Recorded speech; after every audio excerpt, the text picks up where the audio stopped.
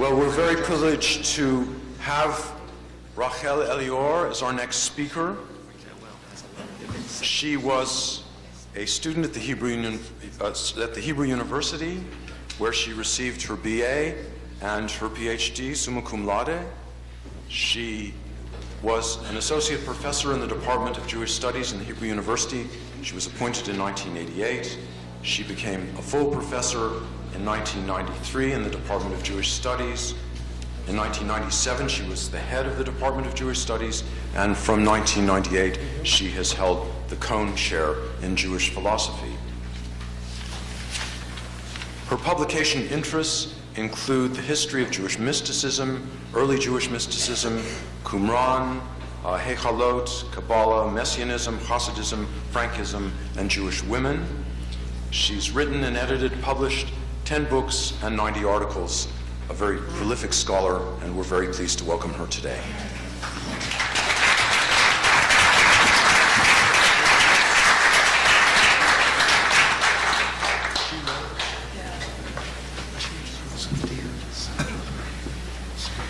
Thank you. It's a pleasure to be here, and as I mentioned before, I find it a very fascinating experience to hear from various innovative perceptions, definitions of Judaism nowadays in this community and other communities through the states. I would like to share with you some insights which are coming from a different point of departure. I'm an unhyphenated Jew. I'm just a Jew. And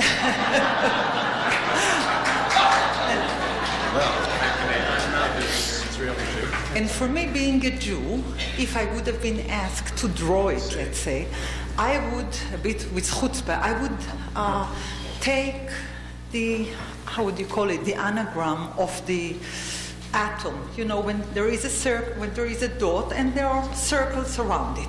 That's the way I would like to perceive Judaism. Each one of us is a dot, encircled by many, many circles. I would like to discuss today one circle, that's the circle of Jewish mysticism.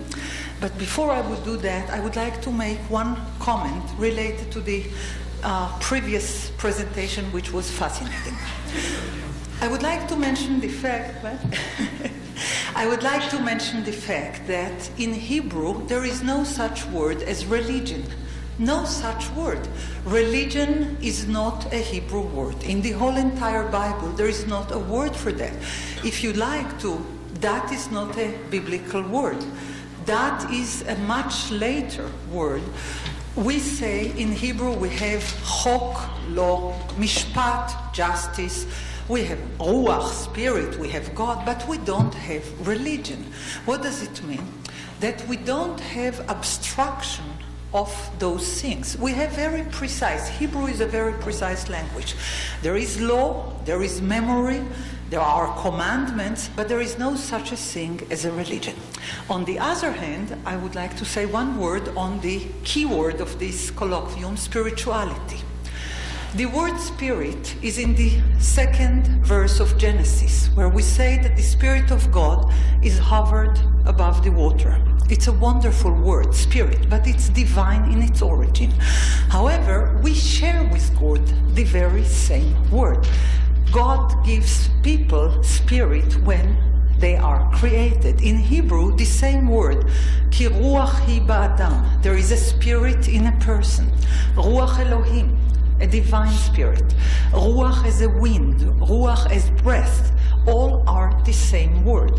However, the common denominator of all this spirituality, and here I differ profoundly with the previous speaker, we do not share the same spirituality. Jewish spirituality is about life, while the other spirituality that was mentioned, the Muslim spirituality, is about death. And this is a demarcation that I would like to make very clear.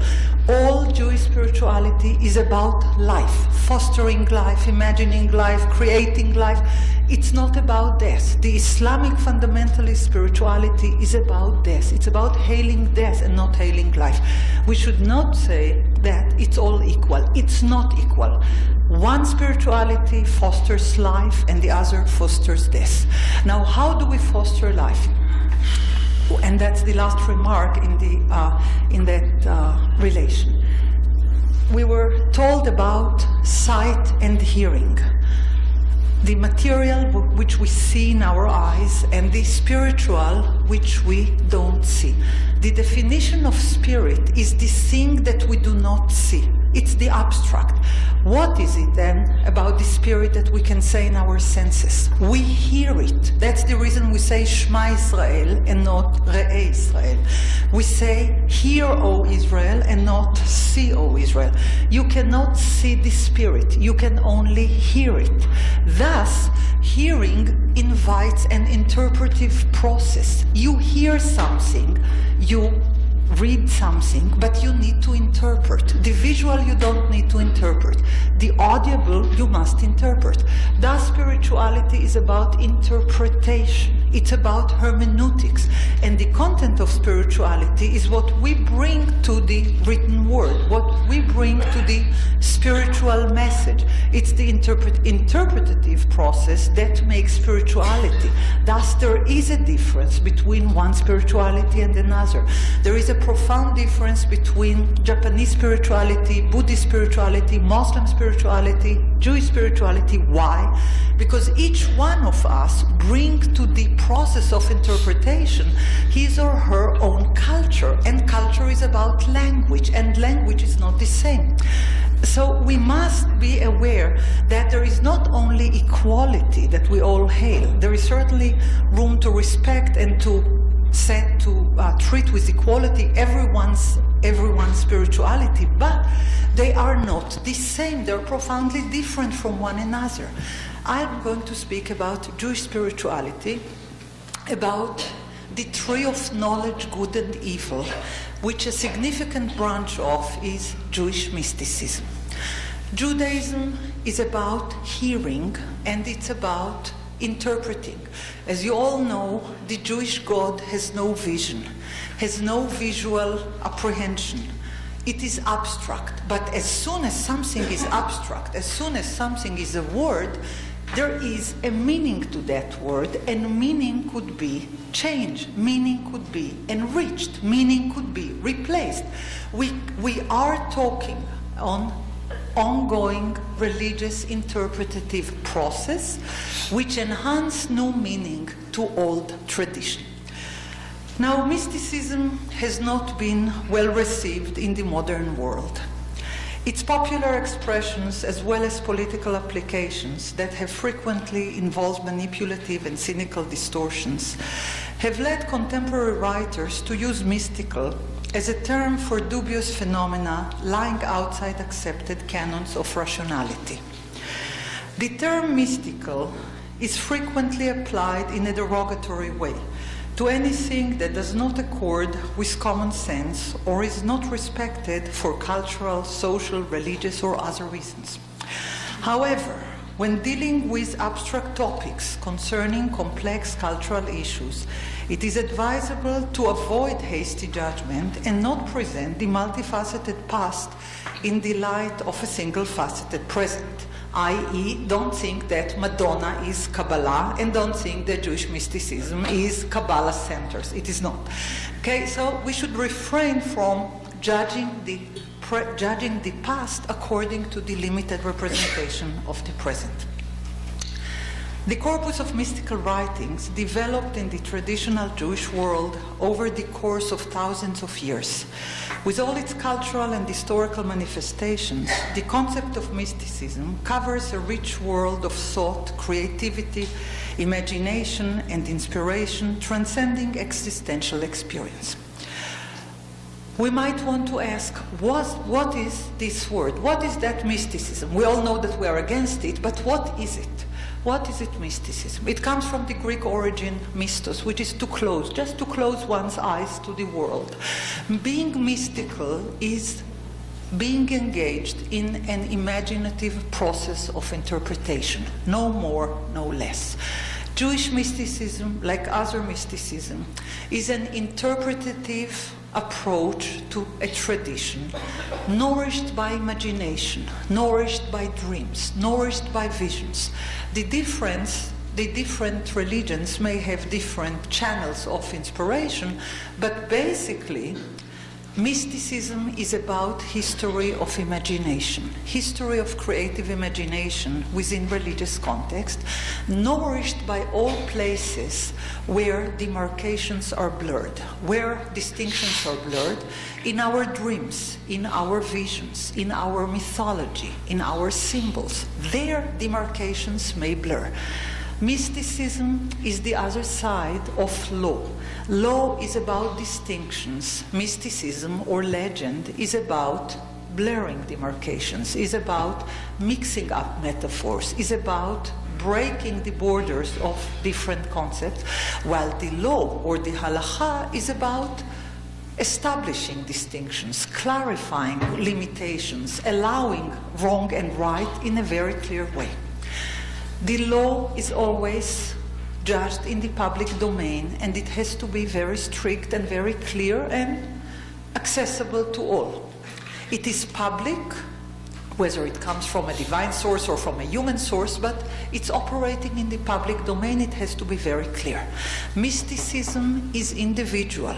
It does not owe anything to rationality or to public domain or to any other rational criterion. Because exactly as our dreams do not owe anything to rationality and are not committed to the public arena and are not to be part of any judgmental rational process, and still we all dream, we all have imaginative life, we all have dreamlike life. People who are very attentive to their dreams, to the meanings embedded in language, to poetical interpretation of history, are mystics. That's all what mystics are. People who are very attentive to their inner life, to their dreams, to their mythology, to their language, or what Thomas Mann called to the deep well of the past. That's the way he starts Joseph and his brothers. That we are delving to the depths of the well of the past. Where is that well? Only one place, in the language. Because language is the only thing that we have from the past that come down to us. That's the only thing that no one can take from us, and that's the only non-material thing that one generation can convey to the other generation. We cannot convey the Jerusalem temple, nor can we convey, let's say, Mount Moriah or the place that Isaac was bound, but we can convey the memory of them. We can convey the myth of them. We can convey the literature, the language. Thus, mysticism is about interpreting language, and interpreting it in a poetical way, in an imaginative way, in an inspired way, nourished by dreams and vision.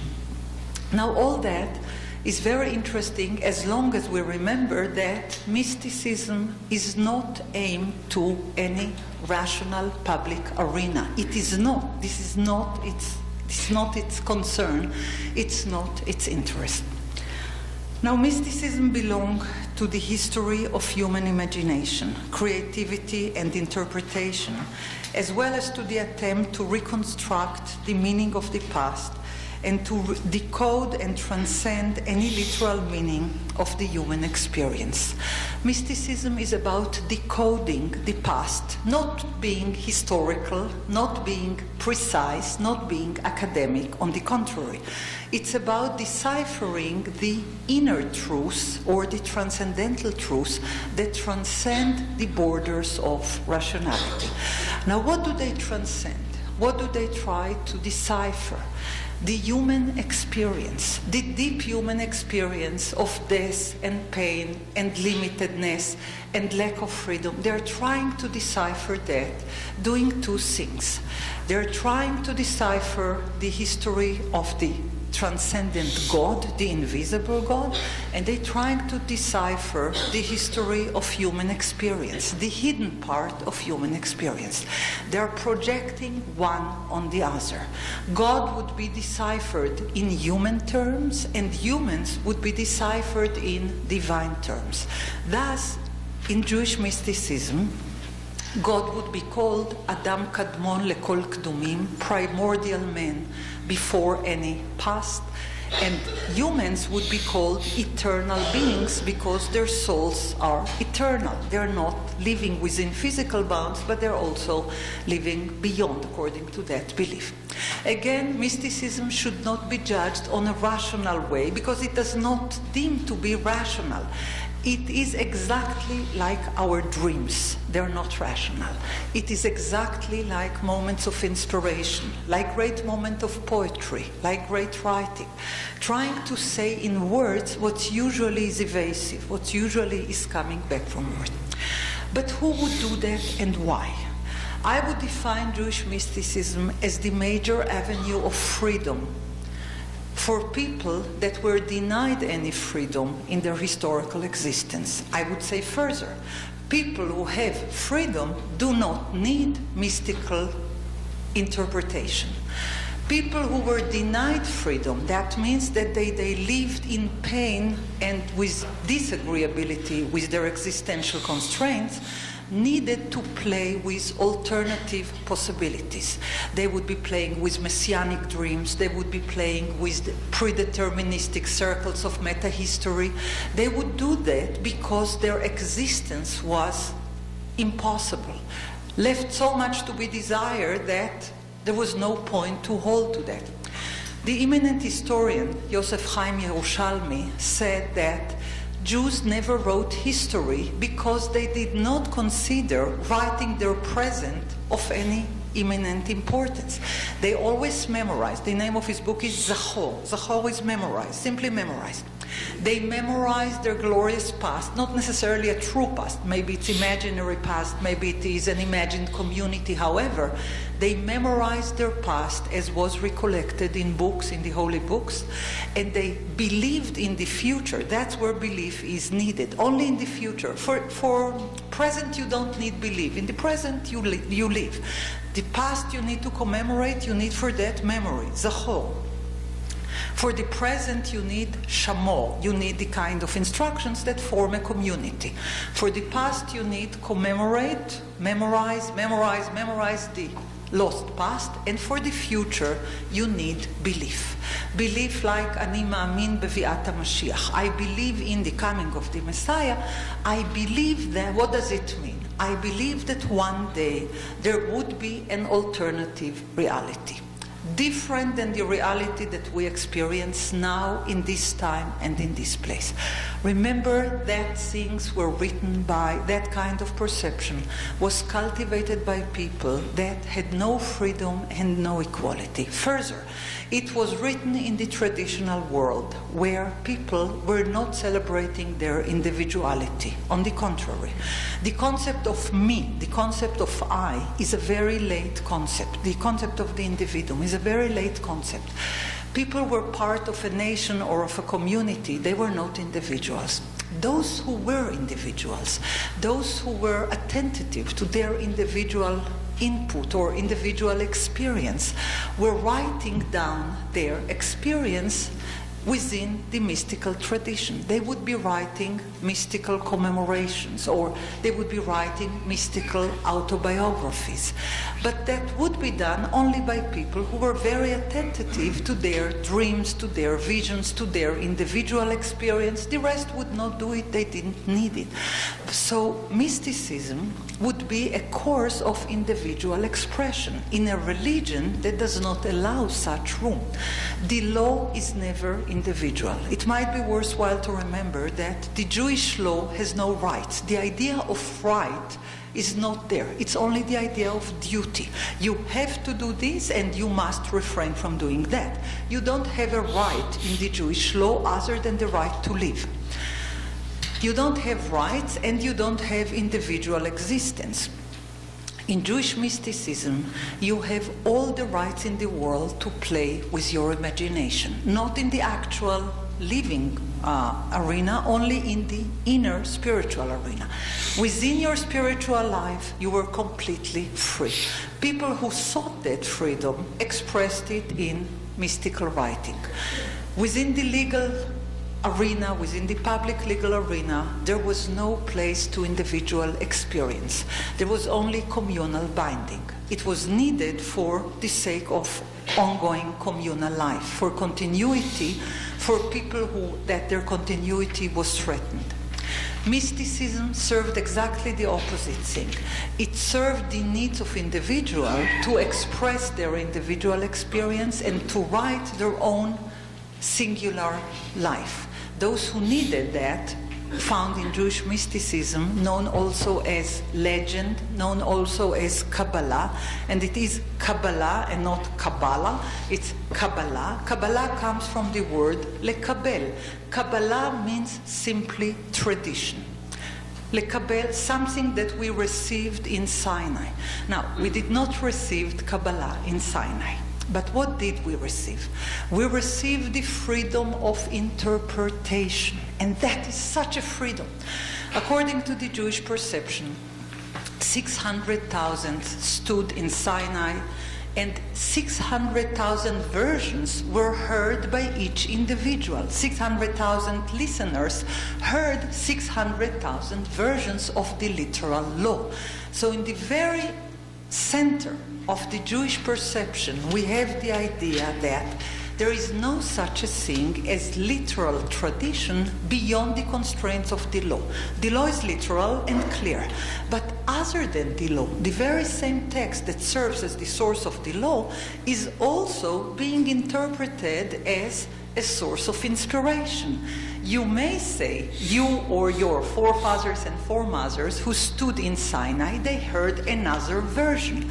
We are completely free, with no restrictions, and this is a unique Jewish phenomenon.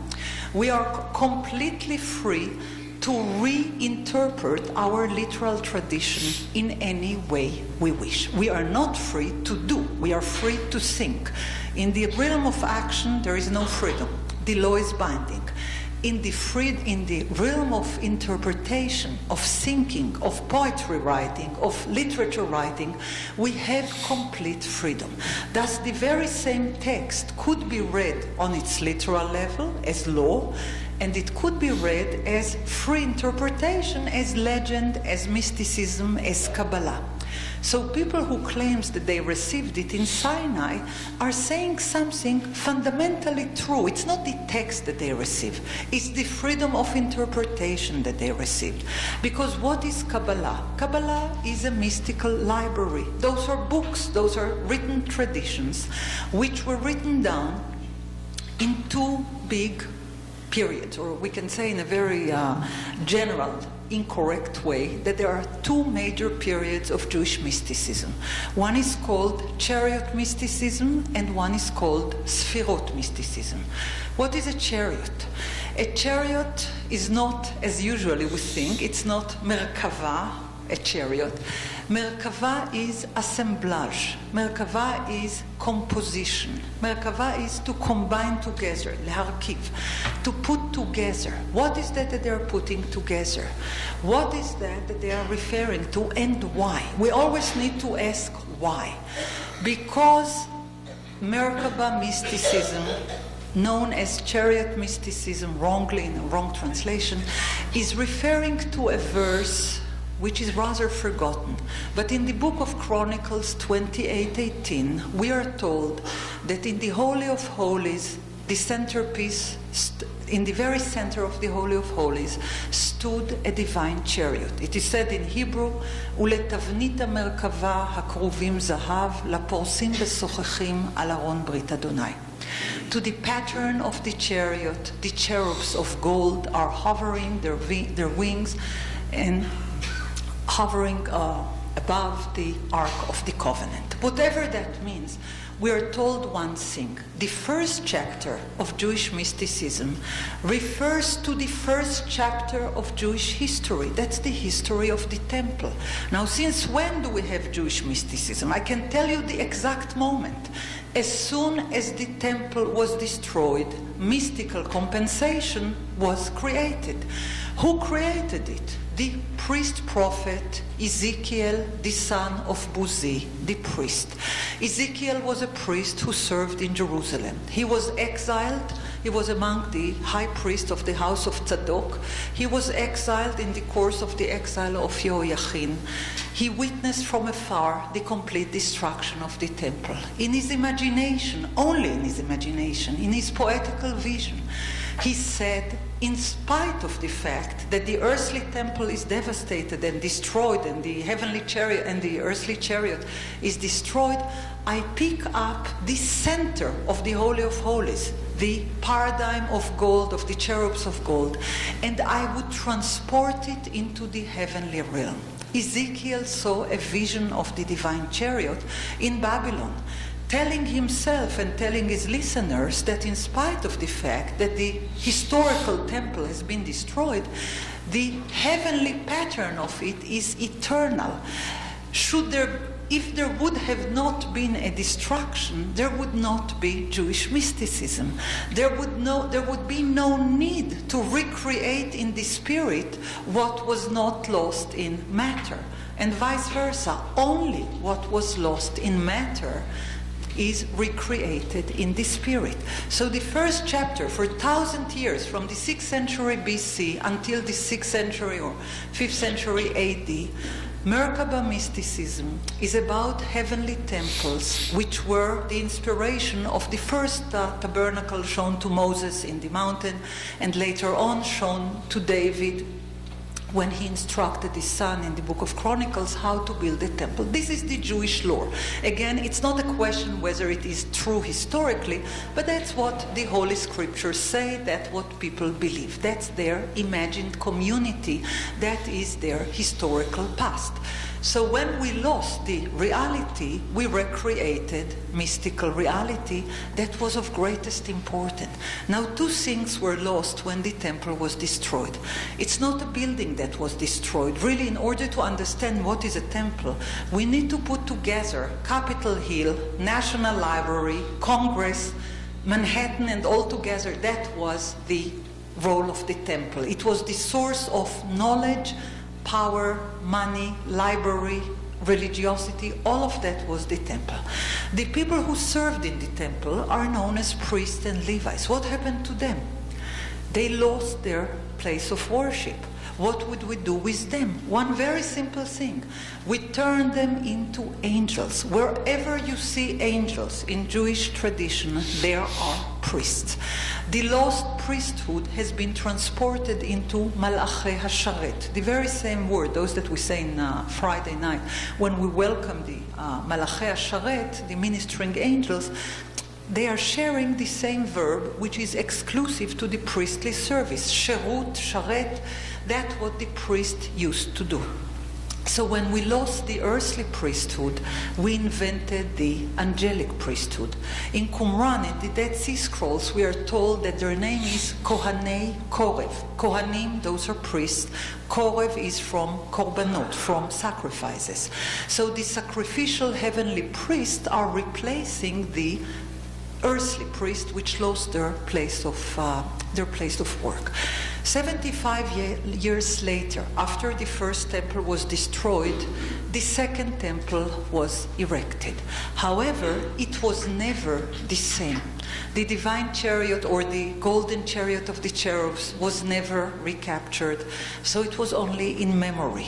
The glamorous priestly service of the first temple was lost, it was only in memory. So those who wanted to keep that memory wrote and wrote and wrote and wrote and developed it. We found in Qumran, in the priestly literature that was found in Qumran, in the priestly library of the Dead Sea Scrolls, we found that they wrote 850 different books. 850. Think about it. The whole Bible is 24 books. The whole entire Bible, and many of those books are only like one page kind of a book. The Bible is 24. The Qumran priestly library has 850 different pieces. The 250 of them are biblical scrolls. All the Bible is there with the exception of the scroll of Esther. But all the other 600 are priestly mystical writing. They said what they were trained to do. What we lose on earth, we would commemorate in writing. What we cannot do in worship, we would do in prayer. They said, Neshalma parim sfatenu, instead of the sacrificial work, we would do mystical prayers. Instead of working with priests, we would work with angels. They taught us something very important. The only thing that one cannot take from another person is his language, his memory, his textual heritage. They succeeded in showing that because it has been thousands of years since there was a temple in Jerusalem, but Jews still remember that. I don't think any Jew is interested right now in rebuilding the temple other than extremists, but the commemoration of a temple, the commemoration of Jewish history of 3,000 years ago is meaningful, because when we celebrate anything, whether we celebrate Saturday or we celebrate the calendar, we are commemorating a certain historical memory kept by the language. It's the language that keeps it, and language is the subject of Jewish mysticism. Now, mysticism belongs to history of imagination, but this is not free imagination. It is imagination directed within religious context. Religious context, it's about memory and commemoration. Mysticism is serving that exactly. There would be another. I said the Jewish mysticism is divided to two major parts. The first one is the chariot mysticism, Merkava, and the second one is Sfirot mysticism. Sfirot are divine emanations. Those are imaginary constructs that wanted to offer some kind of a structure in a completely chaotic world. The Sfirot literature, or the divine emanation perceptions, were designed as an we can say like antibiotic. They were designed as response to a world that was completely chaotic. This way of thinking was formed in the wake of the Crusades, where many Jewish communities were devastated and messianic hopes grew very profoundly. The only way they could have promised some kind of some kind of messianic redemption would be through a structural process of meta-history. Again, those people could not do anything in practical life. They fought with two hands tied behind their back. They could not affect the Christian church. They could not affect Christendom. They could not affect banishment and expulsions. The only place they could affect was the imaginary world. In the imaginary world, they built meta-history. Meta-history is when you know what would be next, when you structure history in a certain cyclical order. Kabbalah is about that. I would say further, there would have been no Kabbalah if there would have been no desperate historical experience. As desperate as it is, the more prolific mystical writing it gets. After the expulsion from Spain, Jews wrote the Safed Kabbalah, the Eliorianic Kabbalah, where they invent God anew. Since we're talking only on the imaginary realm, since we're talking only on projection of human invention, on the hidden divine realm, where all demarcations are blurred, we can do everything we want. We are completely free. In the 16th century, they said that it is God and the Shekhinah which would redeem us. In the 13th century, in the wake of the Crusades, they said God is male and female, unheard of notion before. But they invented God in human shape. They reinvented it and reinvented it every century. They could have changed God's nature while they could not have changed their own historical nature. They were playing with words, and they were most creative and rather inspiring. They were doing the only thing that was free for them was to imagine and invent and write and commemorate and pray, and assuring themselves that the commemoration is the only process of outlasting history. That's what they were doing. They were commemorating, they were writing, and they were playing. It wasn't grief, it was the only place of happiness. So they would be playing. For instance, those of you who have grown-up children or small children might be familiar with the D&D, the Dungeons and Dragons kind of a game that was very popular in the last few decades. This is a role game. People are inventing games or inventing figures or heroes or something like that.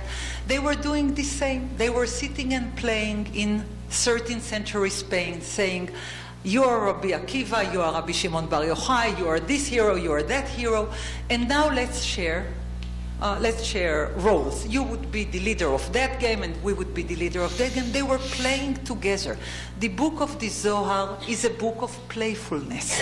They were playing with roles, with games, with poetical interpretation, because that was the only place that they could play and they could be free. The whole story, the whole game of the Zohar is the messianic game. The major hero of the Zohar, Rabbi Shimon Bar Yochai, a 13th century invention of Rabbi Moshe de Leon, is a messianic hero. He assured his listeners that the Messiah would come. Further, the writers say, you should know, Elijah is quoted, you should know, Rabbi Shimon, that you are most illustrious. You know, I'm sure many of you have been in Meron, in Lag BaOmer, in the celebrations for the commemorating Rabbi Shimon Bar Yochai. But this is the imaginary Rabbi Shimon Bar Yochai that we commemorate. It's not the 2nd century sage, it is the 13th century invention. Why is he so commemorated? Because it is said that Elijah is telling him, it is on account of your own book that the Jews will come out of exile. By studying it, by interpreting it, by commemorating it, redemption starts and eventually it would be accomplished. So it is the hidden messianic message which is behind the playful mystical text. So if the first chapter was commemorating the lost past of the temple, the second chapter is assuring the inevitable redemption that would come eventually. For those who could not affect history, there was only one avenue to work, the avenue of creating, imagining, playing, commemorating, delving into the well of the past and trying to bring from that treasures. Jewish mysticism is a wonderful library. It's a beautiful poetical library which is worthwhile to study. There is nothing hidden about it. I need to do demystification. There is nothing hidden about it. There is nothing secretive about it. It is as plain as any other printed page. It's available in Hebrew, in Aramaic, and in English. And anyone who wishes to know more just have to open a page in any good library. But the point is that it has been depicted as part of the New Age tradition. This is nonsense, because this is not New Age tradition. This is ancient pain transformed into ancient creativity. People who don't suffer that kind of a pain don't need that kind of a creative thing. They might need very well other avenues of creativity, but not creativity inspired by existential pain. Many chapters in Jewish mysticism are based on transformation of yearned for redemption, of transformation of terrible loss. For instance, the idea of transmigration of the souls grew up right after the expulsion from Spain, where the majority of the children of entire community died. In order to assure themselves that they're not going to be diminished entirely, they said, we are quite sure that the souls of the lost children would come back in the newborns. Now, of course, this is not rational, nor is it classical Judaism. But when history is absolutely desperate, imagination works extra time. Now, mysticism is about decoding. It's about decoding the hideous present by the richness of the past, by the hope of the future. There is nothing stable there. There is nothing rational there. It's only the profound human experience that say, we don't agree to say that that's all what there is, that all what there is pain and misery and persecution. We want to believe that there is another option. Maybe we won't be alive to see this other option, but we need to impart it to our children. We need to carry the torch of belief that one day things would be different. The whole entire messianic lore is about that. There is no such a thing as a false messiah, although this is a very common slogan. This is wrong. There is no such a thing as a false Messiah. Messiah is someone who believes that he can bring the future in his own hands to the present. The very courageous experience should be applauded, because it's very hard to change reality in light of the future. But from time to time, some people do that. The archetypes of all messiahs is Moses. Moses, who redeemed his people from slavery into freedom, who brought law and who took the people out of a land of slavery to a land of freedom. He could have chose better, but that's a different thing. However, every Jewish Messiah, with the exception of Jesus, which was a different type, but every Jewish Messiah is playing Moses, is trying to redeem his people from exile to redemption, is trying to bring law, and is trying to assure the hidden dimension of reality that may shed light on the revealed aspect of reality. I think we should look very carefully into the Messianic tradition, not to dispose it, not to criticize it, but to study that, because when we study the Messianic tradition, we understand the depths of the pain and the yearning for redemption. When we study Jewish mysticism, we understand the richness of creativity and hermeneutics, and not only the games and the folly. Those are also important. I don't think we should hail rationality above everything else. Rationality is wonderful when people behave rationally and where history behaves rationally. But how often that happens? How often do we find rational engagement in the first half of the 20th century? How often do we experience rational framework in our own life experience, and how often do we experience exactly the other side? What's the way to respond to irrational experience? It is by playing irrational games. Mysticism is about the game, is about the play, is about the deciphering, the writing, the rewriting of other options of alternative reality which transcend the limits of what's permitted and what's prohibited. I said that mysticism is a major branch of the tree of knowledge of good and evil. It could be evil, oh yeah, it could be evil as well.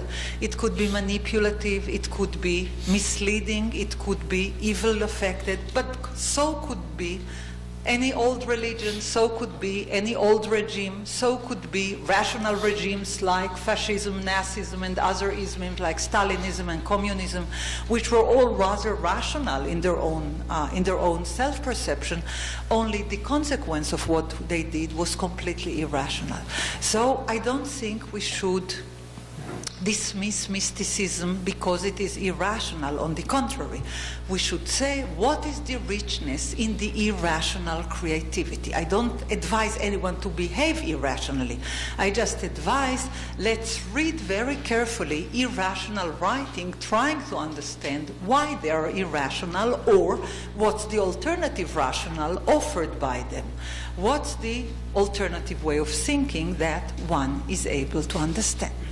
I would like to conclude by mentioning a short Hebrew epigram of 3 words. The law is described in the Bible as engraved on the tablets, charut al haluchot. The very same epigram, charut al haluchot, engraved on the tablets, could be read without changing anything as cherut al haluchot, as freedom on the tablets. Freedom is cherut, without changing a word.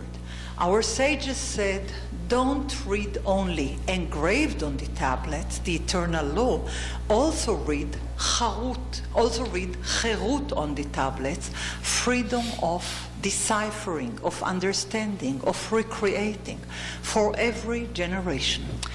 The tables, or the literal level of the law, is our past heritage that we should not dismiss, nor should we live according to, but we should not dismiss our library. We should choose. You might find it interesting to know that the Greek word heresy is nothing but choosing. Heresia, or heresy, is just to choose, no more than that. The church says that anyone who deemed to take the choice is an heretic. In Judaism, there is no such a thing. You are encouraged to choose. You are encouraged to choose to interpret, to choose to rewrite, to choose to reconstruct, or to choose to dismiss it all. You are free to do as you understand, as long as you retain some measure of affiliation with your past, with your present, and with your future. The past should be commemorated in one way or another, ritualized, scholarly, intellectual. The future should be yearned for and worked for. We should do in whatever measure we can contribute to. The present is always the worst, because that's the debatable arena. You cannot debate about the future, nor can you debate about the present, because that one passed already and that one didn't arrive yet. The present is always the most debatable arena, because every two Jews have different three opinions. However, we should remember that the freedom to choose and the freedom to reinterpret and the freedom to rework whatever we feel is worthwhile out of our heritage is the greatest gift of history to us. We should not dismiss it. We should love it. We should cherish it. We should study it, while keeping the complete freedom of choosing what we feel is relevant to us, is meaningful to us, would be meaningful and hopefully worthwhile to our next generation. Thank you.